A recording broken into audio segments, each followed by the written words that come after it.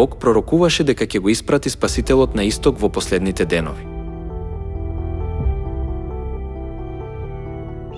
Јас го повикав орелот од исток, од далечна страна, исполнителот на мојата волја.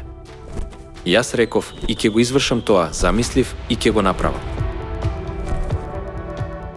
Орелот грабливка на исток е пророштво дека Спасителот се појавува како човек во источна земја и го исполнува делото на искупување, кој е Божи план.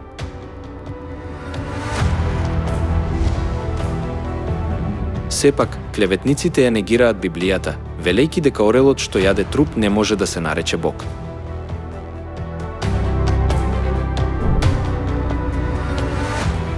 Ако ја испитаме Библијата, можеме да откриеме дека Бог ни го открива неговиот карактер преку разни параболи.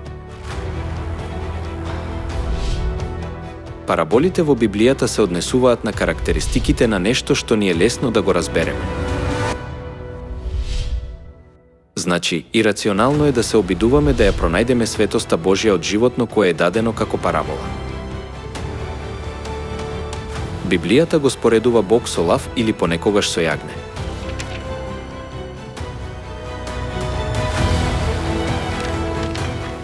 Понекогаш до лозата или храмот. Ако е невозможно да се спореди Бог со животно кое јаде труп, исто така е невозможно да се спореди Бог со лозата или храмот кој не може ни да се помрдне. Инсистирањето на клеветниците, не смееме да го споредуваме Бога со орел што јаде труп, оди подалеку од секоја разумност.